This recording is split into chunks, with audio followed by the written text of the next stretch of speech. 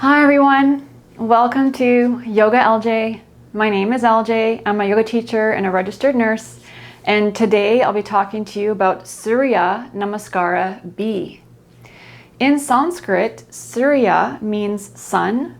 Namaskara is the hand gesture at the heart center that we use to acknowledge others, to salute, to show respect. And so in Surya Namaskara A, we are honoring the sun, and we're getting warmed up for the beginning of practice and getting into a pattern and a rhythm. So Surya Namaskara B is a progression from A. And my experience of Surya Namaskara B has more to do with saluting the sun that is within us, acknowledging the light that we have within. And so in the yoga practice, generally, the belief is that there's always a place of peace and joy within us. And that place of peace and joy is the light. It's spiritual, and it's always at the core of our being. But what happens is that it gets covered up. It gets covered up in from our daily lives, from stress, from circumstances, from events, our reaction to things. And those factors can obscure our light. And so in the practice of yoga, we try to uncover the light so we can shine brighter and experience peace and joy. And it's not only the practice of yoga on the mat, because what happens on the yoga mat is a reflection of who we are in our daily lives. So who we are in our day-to-day life also affects the inner light. And that's why in the Ashtanga system, we have the yamas and niyamas. And these are a set of observances or a set of recommendations on how to be in our day-to-day life to help us shine our light. Similar to how people have values and beliefs, and we try to follow through with our duties and always choose the right actions and situations. And so Surya Namaskara B is the place in the practice where I first encountered the connection of breath and movement and the power that it has. Because Surya Namaskara B is a cyclical pattern. It's repetitive. We do it 5 times. And it's hard. It's more challenging than Surya A.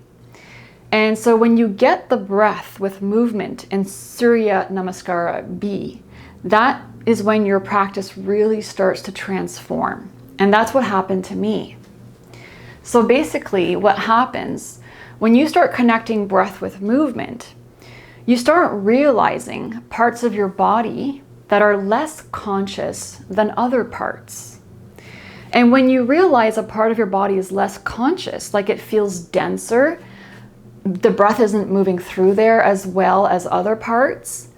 And so you start bringing the breath there, you start directing your breath, and you start breaking down those denser areas. And then those less conscious parts become more conscious, and there's more life there. And then when we have more life and consciousness and parts that we didn't have, then physically we have better alignment in the pose. And when we have better alignment, the energy is moving through more efficiently. When energy is moving through more efficiently, we have more energy. We feel lighter because we're releasing toxins. Whether it's emotional, physical, spiritual, or mental, we're releasing densities from the body that were holding us down.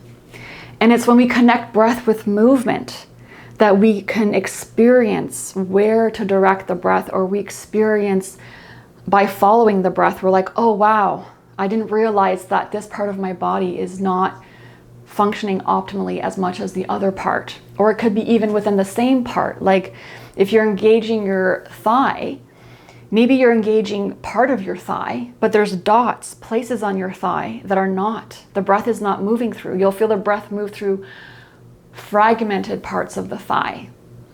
And then you'll realize you have to send breath in other parts that are denser.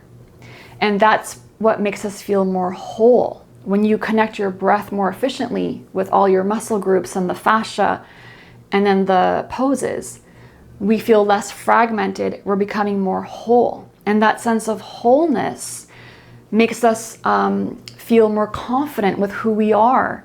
We are more clear with our values, and we follow through with our values and beliefs with our actions. And so we have more integrity in who we are. So the experience of connecting breath and movement is beyond the physical benefits of improving the metabolism of cells to create energy in the body, physiologically, but also emotionally, mentally, and spiritually. We're ridding ourselves of toxins and bringing awareness to parts of ourselves that didn't have as much life as it had before.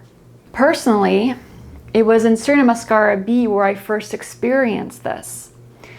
And the breath is something that we all take for granted.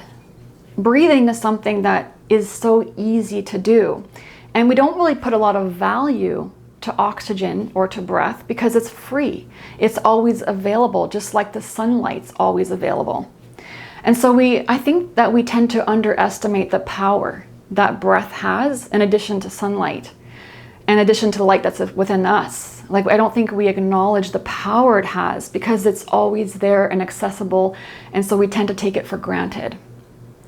On a personal level, when I first started practicing yoga, I didn't care about breathing. I actually didn't want to breathe in poses because I was just focused on the physicality of the poses. But when I did breathe, I didn't like it.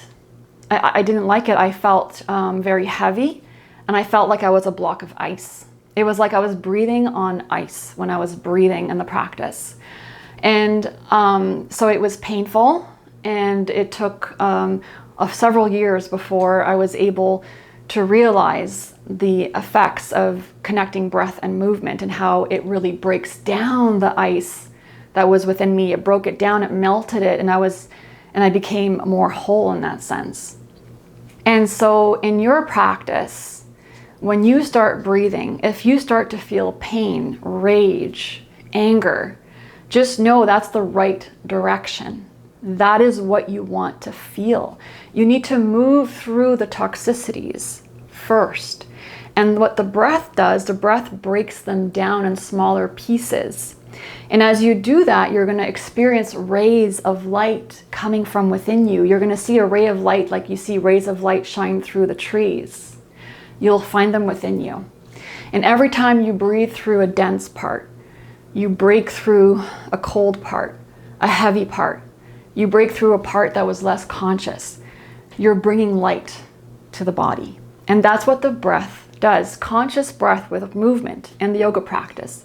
That is why a lot of teachers, we're all always saying you need to breathe in the poses, because that's what happens. That's the experience of it. It transforms your practice and brings it to another level, way beyond physical.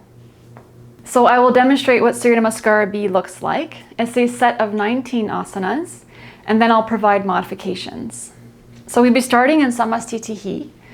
And as I mentioned, this is a progression from Surya Namaskara A. So after completing 5A, we do 5 Surya Namaskara B.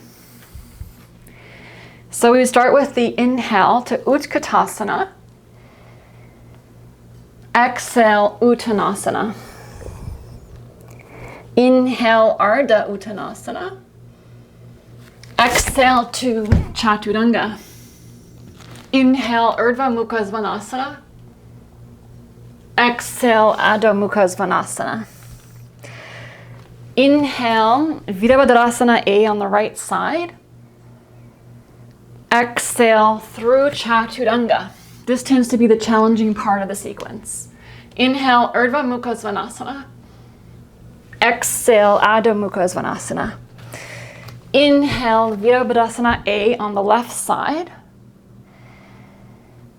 Exhale through Chaturanga. Inhale, Urdhva Mukha Svanasana. Exhale, Adho Mukha Svanasana. And then we would hold here for 5 breaths. At the end of the last exhale, then we would jump to inhale, Ardha Uttanasana. Exhale, Uttanasana. inhale to Utkatasana. And we would inhale all the way up, exhaling, arms wide to Samastitihi. So that's one full sequence of Surya Namaskara B. When it comes to modifications, basically we'd be modifying each individual pose like I've been showing in the previous videos. So when you start in Utkatasana, you can keep your feet hip width, drop your hips and keep your arms in front of you, shoulder width, and eventually bring your palms together. And when you have that, then you can bring your arms up in Utkatasana. For the forward fold in Uttanasana, you would bend your knees and you can bring your hands on the floor, folding forward, and just bend your knees as much as you need to, and then you eventually find straight legs when you're in the pose. And then when we inhale to Ardha Uttanasana, you can bring your hands to your shins or your thighs to find the extension. And then when we exhale, you can step or jump back to a high plank. You don't have to go directly into Chaturanga, which can put a lot of strain on your shoulders. And from here, you can drop your knees down and you can go to the floor for Cobra, or you can do Chaturanga with the knees down. Just make sure that you don't drop your shoulders past the 90-degree mark, even in the regular Chaturanga as well. You don't want to go too low. You want to keep your shoulders at the height of your elbows or higher. And then for the warrior positions, especially if you have a low back injury, you can just do lunges. So instead of stepping to a warrior one, you can step into a lunge with your arms over the head and come down. So those are modifications that you can do for the sequence. And as long as you connect the breath with the movement, you're still going to get all the benefits of the practice. So I hope that you find the light within yourself and that you experience the connection of breath with movement. In Surya Namaskara B is where I first found it, and that's why I'm sharing it in this way. And that I hope it helps you to uncover the toxins from your body so you can experience more joy and peace and love in your life. Thank you for watching. I appreciate any likes, subscribes, comments, or suggestions. And please join me next time. Bye, everyone.